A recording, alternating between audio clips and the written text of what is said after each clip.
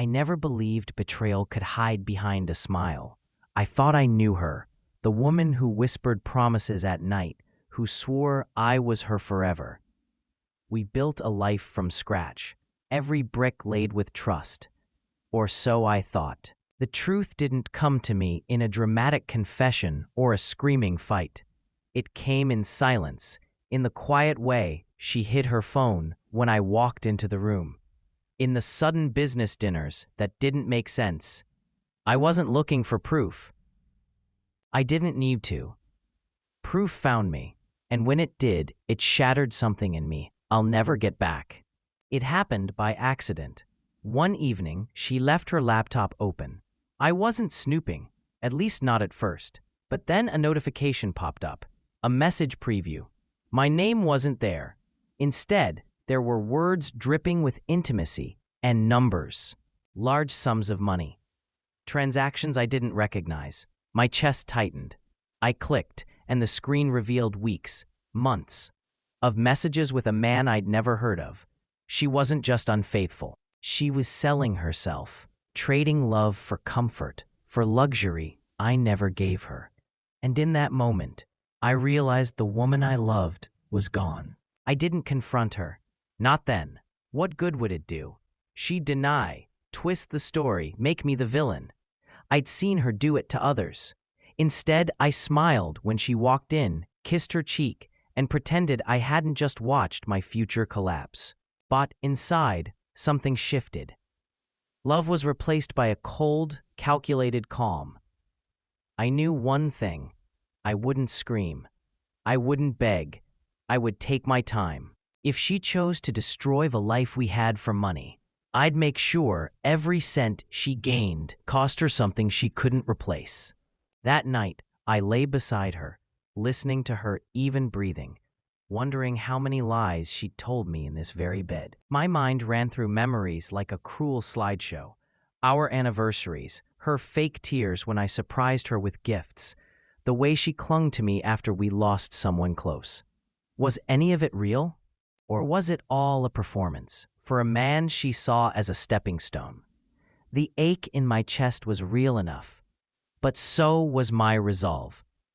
I decided then, her downfall wouldn't be loud. It would be quiet, slow, irreversible. The first step was simple. I stopped sharing things with her. No updates about work, no hints about money, no emotional confessions. I became a shadow in my own home, listening, watching, storing information. She thought she was outsmarting me, that I was blissfully unaware. I played my role perfectly. Every time she glanced at me, testing if I suspected something, I gave her the same warm smile. Meanwhile, I started digging, quietly checking bank records, tracing transactions, finding out exactly where the money came from and where it went. The picture forming in my mind was worse than I imagined. A man she was with wasn't just some stranger. He was wealthy, connected, and generous, at least to her. Jewelry, trips, secret accounts. She'd positioned herself like a perfect investment in his life, ready to cash out when the moment was right. And me? I was the convenient placeholder, the alibi, the loyal man who made her look respectable. The thought burned, but instead of breaking me, it sharpened me. I realized the most painful revenge wouldn't be to expose her to him. It would be to make her lose everything she thought she'd gained. I started small. I casually mentioned opportunities in her presence, knowing she'd try to take advantage of them. Then, I'd make sure they fell apart before she could profit. She thought it was bad luck. I made sure it looked that way. The vacations she planned with him suddenly canceled due to unforeseen issues. The expensive gifts, mysteriously delayed, lost in transit, or returned without her knowing why. She began to look frustrated, anxious. It was a slow drip of inconvenience, each drop wearing away the smug glow she carried. All the while, I strengthened my own position, quietly moved money into accounts she couldn't touch, cut off her access to certain cards under the guise of fraud protection.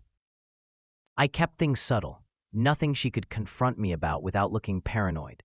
The beauty of it was that she couldn't tell if her luck was turning or if someone was pulling strings, and I was right there beside her, the loving, supportive partner, nodding sympathetically when she complained, my heart as cold as ice. One evening, she came home in tears. He'd gone distant, she said. His messages became fewer, his gifts stopped. She blamed herself, then blamed him, then cried in my arms like I was still the man she loved. I held her, but inside I was smiling. She didn't know I'd made sure he discovered certain truths about her. A carefully leaked detail here, a photograph there. Just enough to plant seeds of doubt in his mind. Seeds that grew into distance, then silence. But I wasn't done. Without her knowing, I gathered every shred of evidence. Messages, bank transfers, photos, and stored them in places she couldn't reach. She thought she could outmaneuver anyone, but she underestimated patience. I learned every weakness she had, every insecurity, and every lie she'd told to climb higher. The best part? She still thought she was safe.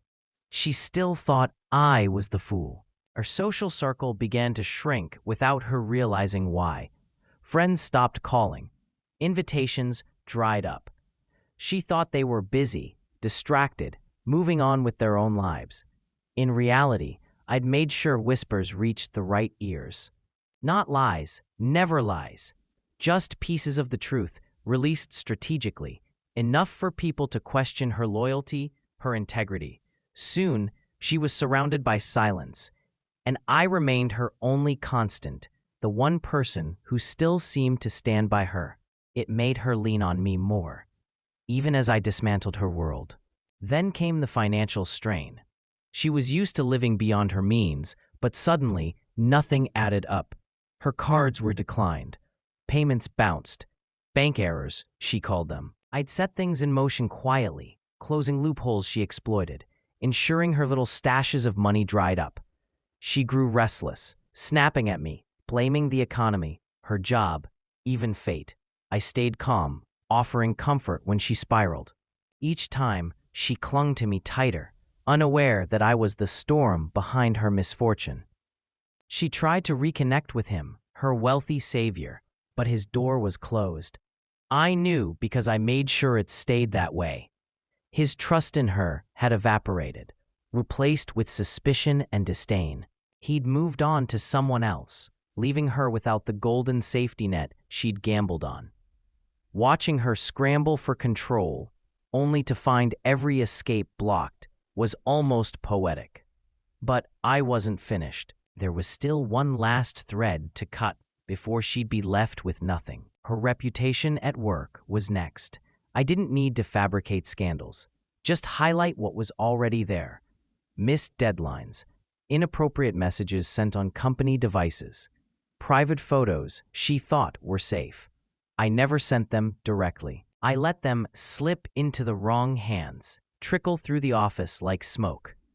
She noticed the change in her colleagues, the sidelong glances, the forced smiles, but couldn't pinpoint the cause. By the time she was called into HR, her fate was sealed. The day she lost her job, she came home shaking. She didn't cry this time. She just sat in silence, staring at the wall. I offered tea, sat beside her, pretended to be the concerned partner. She whispered that she didn't understand how everything fell apart so quickly. I told her life can be unpredictable, that sometimes karma moves faster than we expect. She didn't realize I was speaking from experience, that I'd been the one guiding every domino into place until they all fell at once. She started selling her belongings. First the designer clothes, then the jewelry, then the gadgets she once flaunted online. Each sale felt like a confession, a silent admission that her grand plan had failed. I watched her pride erode piece by piece. When she tried to reach out to old friends for help, most didn't respond. Those who did offered polite excuses. I'd made sure no one saw her as a victim, only as someone who'd burned every bridge worth crossing. One night, I found her at the kitchen table, staring at a single envelope. Inside was the last of her savings. She told me she might have to move back with her family, start over. I nodded, hiding the satisfaction in my chest. I'd already spoken to her family months ago, planting seeds about her choices, her lies. She thought going back would be a refuge, but I knew the welcome would be cold. There would be no safe harbor left for her. She began messaging me more often during the day, as if afraid to be alone. The irony wasn't lost on me. She'd traded me in for wealth, only to crawl back when it was gone. She hinted at wanting to fix things, to rebuild what we had. I listened, but gave her nothing in return. No promises, no reassurances, just polite, distant responses that kept her dangling. I wanted her to feel the same emptiness she'd left me with the night I discovered the truth. When she finally asked me outright if I still loved her, I didn't lie. I told her I did once, more than anything. But that love died quietly the moment she sold it for a higher price. She didn't argue. She just looked at me with eyes that seemed older, worn down by the weight of everything she'd lost. She asked if there was any way back. I told her some bridges, once burned, light the path only in one direction, away. She left a week later, carrying 2 suitcases and the hollow shadow of who she used to be. No dramatic goodbye, no tearful plea, just silence. I watched her walk away, not with joy, but with a deep, cold satisfaction. I didn't destroy her with anger or violence. I simply removed the lies she built her life on, one by one, until there was nothing left to stand on. In the end, karma didn't need to find her. I became it, and she never saw it coming.